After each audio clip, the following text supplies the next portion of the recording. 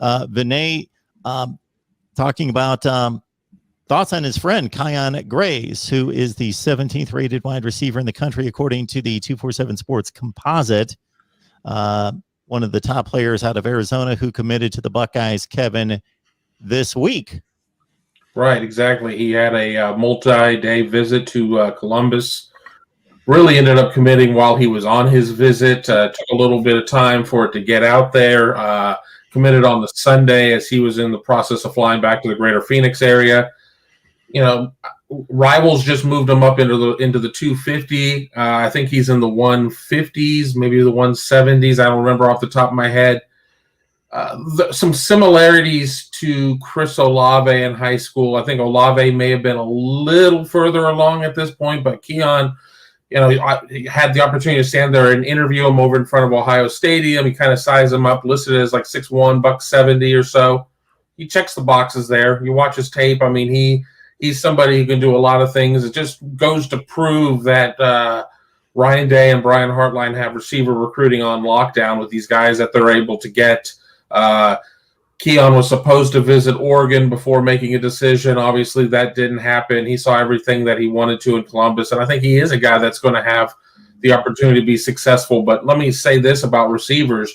When you look at this class, you look at Caleb Burton and you look at Keon Grayes, you go to the previous class and you look at Emeka Egbuka, Jaden Ballard, and Marvin Harrison Jr., there's going to be a lot of competition. So when opportunity arises, you better be there to answer it, because there's not going to be a lot of chances for that to come back around and for you to get a second chance. So you need to be ready. You need to put in the work. And having the chance to talk to Kyion and his mom, I really think that he's the kid that has just all of the intangibles to be a very successful, not only athlete on the field, but young man as he gets ready to go to college here in a couple years. Once he gets to that point, I think he checks off all those boxes. And you can go ahead, obviously, with anything that you've got. But this wide receiver haul by the Buckeyes over the last 3 years during the Ryan Day stint seems to be unprecedented.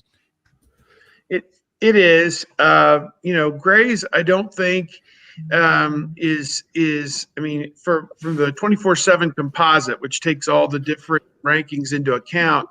He's number 127 nationally, which is lower than, some of these other guys that they've taken. But everybody seems to be of a high opinion of him. Listed 6'1", 170. That's probably outdated. I assume he's a little bigger than that.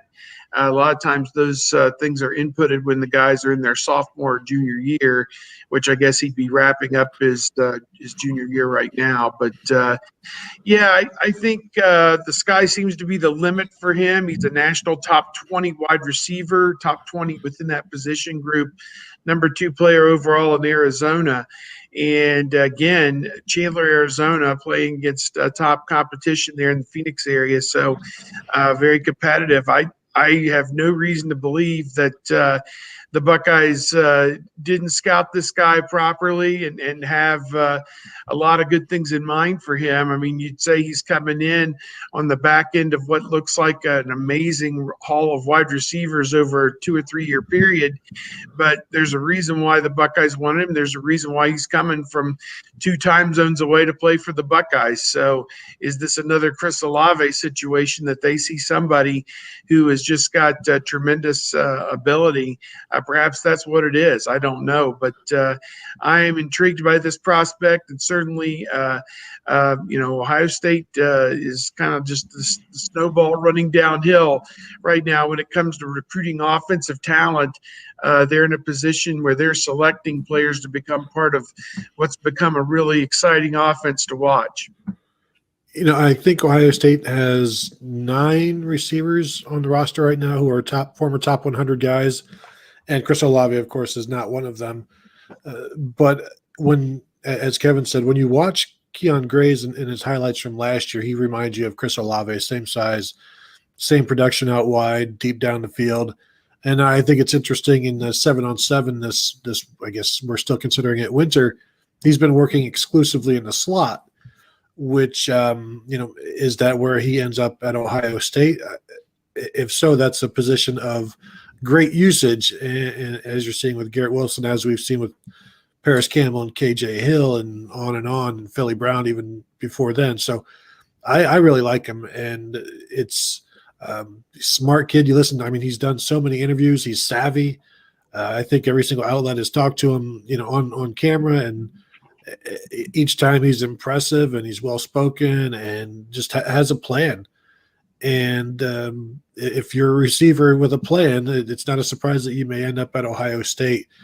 Now comes where they have to play all of these guys, or at least 6 or 7 of them, because with the free year the free transfer year, guys can go and play immediately somewhere else next year. So you kind of have to keep guys happier than you did in the past. But also this year, I think Ohio State is more capable of rotating their receivers because Julian Fleming and G. Scott and Jackson Smith and Jigbo are all a year older. And so they're able to handle more. And so I think you'll see more rotating this year. And then when Keon Grayes arrives next year with Caleb Burton, and I'm sure another top 100 guy with them, it's just you lose Chris Olave and Garrett Wilson after this year, assuming Garrett Wilson goes pro, and then you just bring in more, and everybody just takes one step to the left, and now you've got 60 catches.